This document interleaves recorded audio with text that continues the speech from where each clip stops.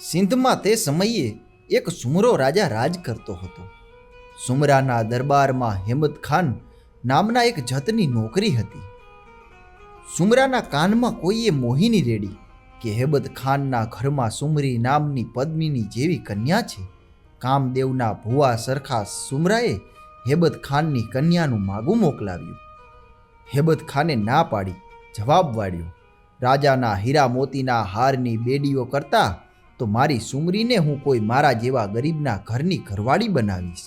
સુમરાએ નકાર સાંભળીને હુકમ કર્યો, નાસવા માંડ, 6 મહિને જબરજસ્તીથી તારી છોકરી ઝૂંટવી લઈશ. હેબત ખાન પોતાના કબીલાને લઈને પોતાના રસાલા સાથે ભાગવા માંડ્યો. ભુજમાં આવીને એણે રાવનું શરણું માંગ્યું. રાવે તો પોરસમાં આવી જઈ આશરો દીધો, પણ રાવના અમીર ઉમરાઓએ ને કામદારે સિંધ તરફ આંગળી ચીંધીને બતાવ્યું, સુમરાના ભાલા આવીને હમણાં ભુજને રોડી નાખશે. કામદારે હેબત ખાનને કહ્યું, ચાલ્યો જા. ભર કચેરીમાં હેબત ખાને રાવને પૂછ્યું, આ હુકમ આપનો છે? રાવની આંખો ભોંયમાં ખૂતી ગઈ. એણે માથું ઊંચું કર્યું નહીં. યા અલ્લાહ કહીને હેબત ખાન પોતાના બાળ બચ્ચા લઈ ચાલતો થયો. બધા જતો જામનગરમાં રોકાઈને આશરો માગવા ગયા. જામનગરે સંભળાવ્યું, ભુજે ન સંઘર્યો તો મારું શું ગજું? નગરના બારણા બંધ જોઈને જતો ધ્રોળ રાજમાં ગયા. ધ્રોળથી જાકારો સાંભળીને આખો કબીલો મોતની તૈયારી કરી ચાલી નીકળ્યો. માર્ગે મૂડી ગામનો ટીંબો આવ્યો. પાદરમાં જુવાન સોઢાઓ રમતા હતા.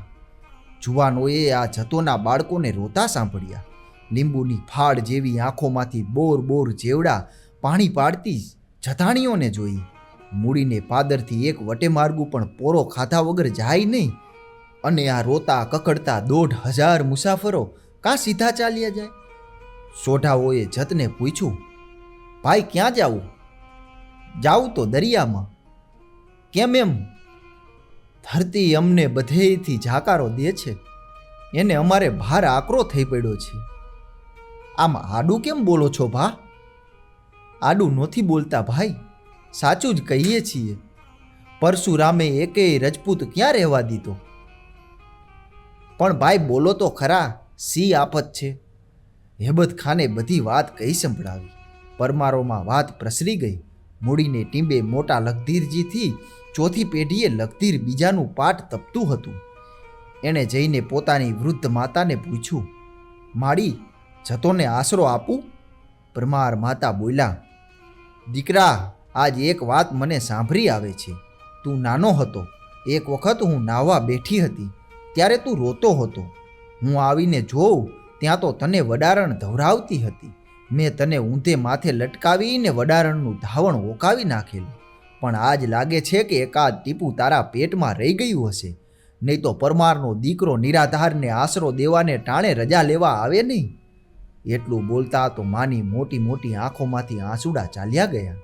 માડી, તમારે એક આંસુએ મારે એક અવતાર ઓળઘોળ કરું, એટલું કહી માને પાયે માથું અડાડી જુવાન લખધીરજી ઉપડતે પગે ચાલ્યો ગયો. આખો ડાયરો ભરીને જતોની આડે ફર્યો.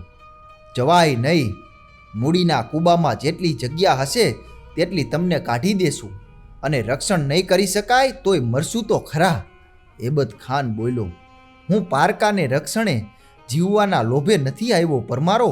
હું તો ફક્ત આટલી જ શાંતિથી મરવા માંગુ છું કે આખરે અમને સંઘરનાર રજપૂત મળ્યા ખરા. પરમારોએ જતોને ઓરડા કાઢી આપ્યા. છતના ઉચાળાને વીંટીને રાત દિવસ પરમારોનો પહેરો બેસી ગયો.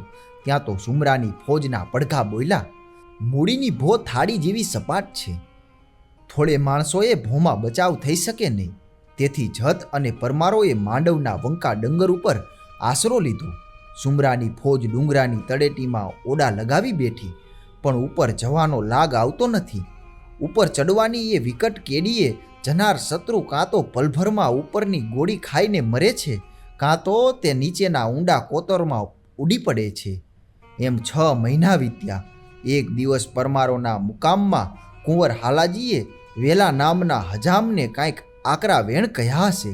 તે ન સંખાવાથી વેલો ભાગીને સુમરા બાદશાહની છાવણીમાં આવ્યો. આવીને કહ્યું, શું કામ મરો છો? તમને એક દિવસમાં જીતાડું.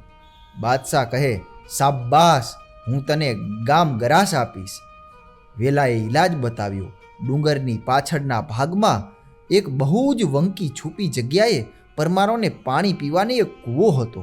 એ એકના એક જળાશયમાં વેલા હજામે સુમરાઓને હાથે 2 ગાયો કપાવી નાખી. સાંજે આવીને પરમારોના પલાખીઓએ કૂવાને ભ્રષ્ટ થયેલો જોયો. પરમારોએ પોતાનું મોત સામે ઊભેલું દીઠું અને જતોને જણાવી દીધું, ભાઈઓ, સવારે ઉઠીને અમે તો જાડીમાંથી નીકળીને કેસરિયા કરશું, પણ તમે મુસલમાન કોમ છો, તમને એ પાણી પીવામાં વાંધો નથી.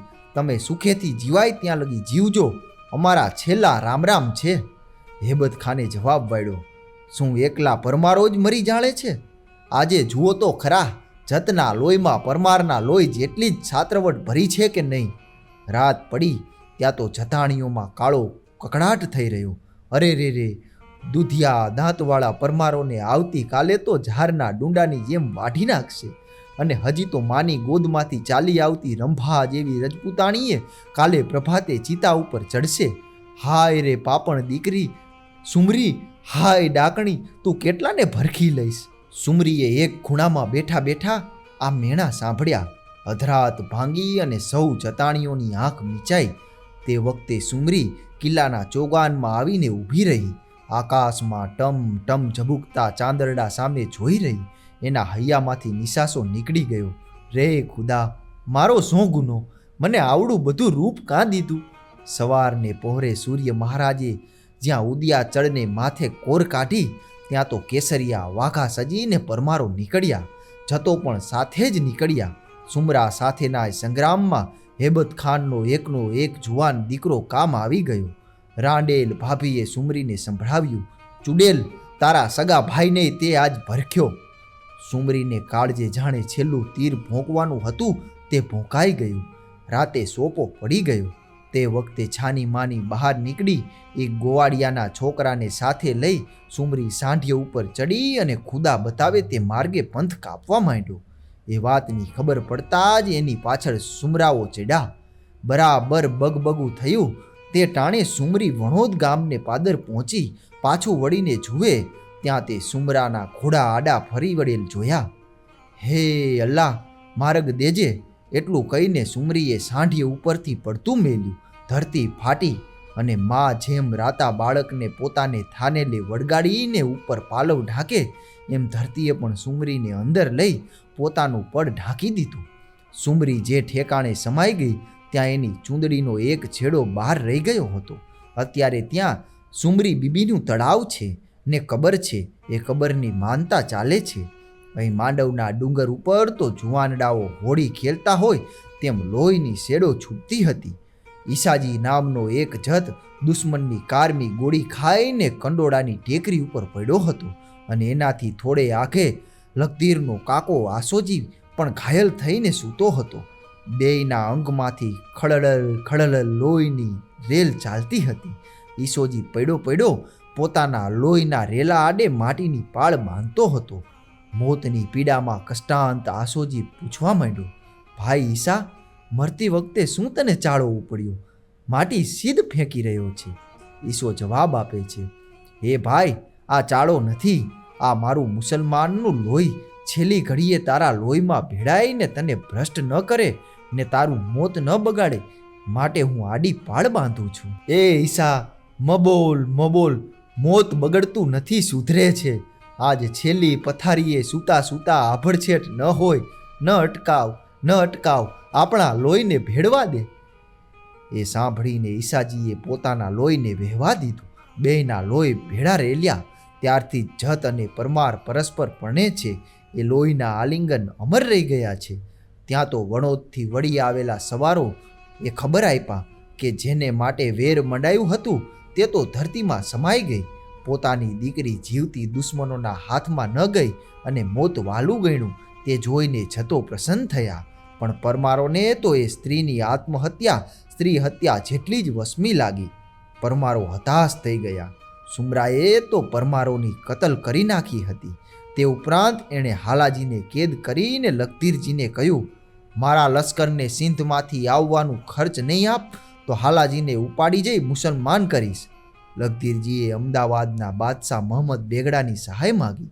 બેગડાએ વચ્ચે પડી લશ્કરનું ખર્ચ લખધીરજી ચૂકવશે એવી બાંહેધરી દીધી અને ખર્ચા પરમારે ન ભરે ત્યાં સુધી હાલાજીને પોતાના કબજામાં રાખવાનું ઠરાવ્યું.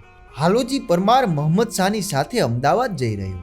બાદશાહની ઉમેદ હતી કે હાલાજીને મુસલમાન બનાવવો, પણ જોર જુલમથી નહીં, એને ઇસ્લામનું સાચું નૂર બતાવીને.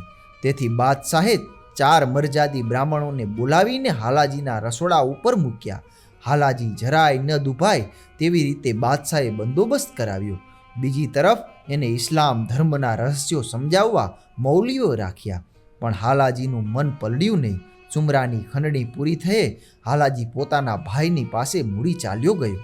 5મે દિવસે મારતે ઘોડે હાલોજી પાછો અમદાવાદ આવ્યો. ભર કચેરીમાં હાંફતી છાતીએ હાલોજી આવીને બોલી ઉઠ્યો, બાદશાહ સલામત, મને મુસલમાન બનાવો, જલ્દી મને મુસલમાન બનાવો. બાદશાહ તાજુબ બની ગયા. એમણે બધી હરકત પૂછી. હાલાજીએ હકીકત કહી. હું મારે ઘેર ગયો. આપે અહીં મને કેવી રીતે પવિત્ર રાખ્યા તેની વાત મેં મારા ભાઈ ભાભીને કહી સંભળાવી. ત્યાર પછી મને તરસ લાગવાથી હું પાણીયારીએ જવા ઉઠ્યો. ત્યાં તો મારી ભાભી આડી ફરીને ઊભી રહી. ભાભીએ કહ્યું, તમે પાણીને ગોળે અડશોમાં. મેં કહ્યું, ભાભી હાંસી કરો છો કે શું? તોય હું હાંસી સમજ્યો. ચૂલા પાસે જવા ચાલ્યો. પણ ભાભીએ ક્રોધ કરીને કહ્યું, તમે તો મુસલમાનની ભેળા રહી આવ્યા છે, હવે તમે ચોખા ન ગણાવો. જહાંપના, જો હિન્દુ ધર્મ આવો સાંકડો હોય તો મુસલમાન જ કા ન થઈ જવું? મને મુસલમાન જ બનાવો. હાલોજી મુસલમાન બન્યો. બાદશાહે લખધીરજીને મૂડીથી અમદાવાદ મોકલ્યા અને હુકમ દીધો કે રાણપુરની 24 હાલાને આપો. બાદશાહે પોતે બીજા 4 ગામ પણ હાલાજીને મસાલમાં આપ્યા. એ રીતે હાલાજીને રાણપુરની ગાદી પર મોકલ્યા. સાથે મોગલ, શેખ સિપાઈ, લોધી અને બલમલા રાઠોડ એમ 4 અમીરો આપ્યા. 1 મસાલ આપી. એક દિવસ હાલોજી પરમાર રાણપુરથી જમાબંધી ભરવા માટે ધંધુકા ગયા છે. તે જ દિવસે કાઠીઓએ ધંધુકાની ગાયો વાળી. ગામમાં વસ્તીના કલ્પાંત સાંભળીને હાલાજીનું હૃદય હલમલી ઉઠ્યું. એકલ પંડ હાલોજી ગાયોની વહારે ચડ્યા. ધંધુકાની દક્ષિણે એક ગાંવ ઉપર કાઠીઓની સાથે ભેટો થયો અને ધીંગાણામાં હાલોજી કામ આવ્યા. આજ સરવરસા પીરની જગ્યામાં એમની 5 હાથ લાંબી કબર મોજૂદ છે. હાલાજીના રાણી પોતાના દીકરા હાંસુજીને તેડી બાદશાહની પાસે ગયા. રાણીની અરજીથી જે જગ્યાએ ગાયોને કારણે હાલોજી કામ આવ્યા તે આખી જગ્યા બાદશાહે ગોચરમાં આપી દીધી. હાલાજીના માથામાં બાદશાહે હાંસુજીને ભૂતિયા, ભહરિયા, દાંતિયા ને જાંબુડિયા નામના 4 ગામડા પણ આપેલા.